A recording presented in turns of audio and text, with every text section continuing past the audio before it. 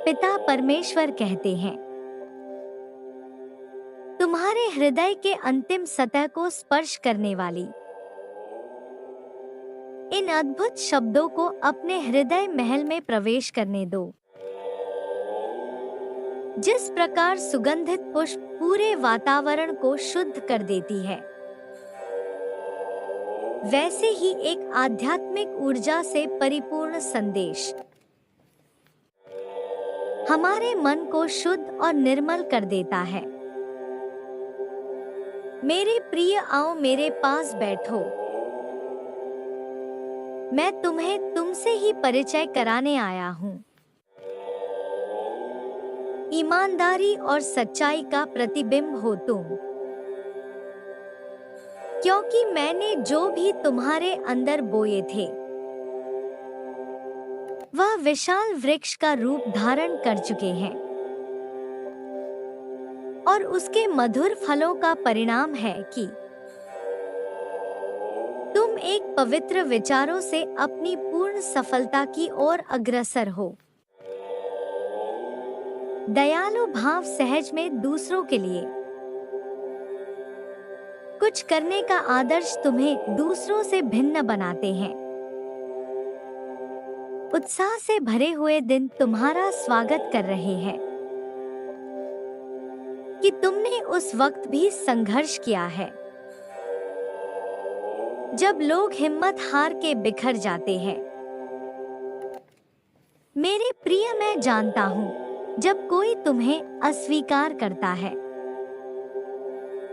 या तुम्हारे विचारधारा को अस्वीकार कर देता है, तब तुम जिस दर्द को महसूस करते हो, तुम एक ऐसे अवधि में जी रहे हो जो भ्रमित युग है, जहां हर युवा भ्रमित है अपने मार्ग से। ऐसे में स्वयं को उस भ्रमित चाल में रखते हुए दृढ़ता भाव रख पाना एक बड़ी आध्यात्मिक सफलता है। तुम जानते हो कि तुम इस भीड़ में रहते हुए इसका हिस्सा नहीं हो। तुम वह भी जानते हो कि वर्तमान में मिलने वाली छोटी छोटी असफलताएं तुम्हें एक बड़ी सफलता की ओर ले जा रहे हैं। इसलिए तुम अनमोल हो। तुम्हारे पास प्रकृति का वह दिव्य खजाना है जो फिर से प्रकृति को खुशी से भर सकता है। जैसे एक बड़ा जादूगर अपनी जादुई कला किसी योग्य शिष्य को ही देता है, वैसे ही प्रकृति ने तुम्हें चुना है इस संसार को जादू से भरने के लिए। परमात्मा कह रहे हैं, प्रिय बच्चे, खुशियां तुम्हारे घर में आना चाहती हैं। क्या तुम द्वार खोलने को तैयार हो? द्वार खोलने का अर्थ है खुशी के इस समय में स्वयं को ले आना जो तुम्हारे पास आना चाहती है। अच्छा स्वास्थ्य, मानसिक शांति, दिव्य प्रेम, संबंधों में बदलते और धन की प्रचुरता, यह सब कुछ एक साथ तुम्हारे पास आना चाहते हैं। यदि तुम बार बार ऐसा सोचते हो अथवा दूसरे से यह कह रहे हो कि मेरे जीवन में कुछ भी सही नहीं हो रहा, या बार बार उन बातों को दोहरा रहे हो जो तुम्हें दुखी करती है, तो अनजाने में ही तुम अपनी ओर आ रही खुशियों को रोक रहे हो अपने पास आने से, क्योंकि आप उसी को अपना मित्र बनाते हो जो आपके जैसा होता है या आपकी जैसा सोच रखता है। यदि आप अपनी तरफ आ रही खुशियों को विपरीत ऊर्जा में रखेंगे, तो आपके पास कैसे आएंगी? ब्रह्मांड आपको खुशियों से लबालब भरना चाहते हैं। वह आपकी हर संकल्प को पूरा करना चाहता है। आपको शिकायत करने से आभार करने की ऊर्जा में स्वयं को लाना होगा। मेरे प्रिय, यदि तुम आने वाले 1 माह तक यह करते हो, तुम्हें बस कमेंट में 444 टाइप करना है और लिखो, मेरे जीवन में खुशियां ही खुशियां हैं। मैं भाग्यशाली हूँ। हर एक चीज मेरी ओर आ जाती है जो मुझे पसंद है।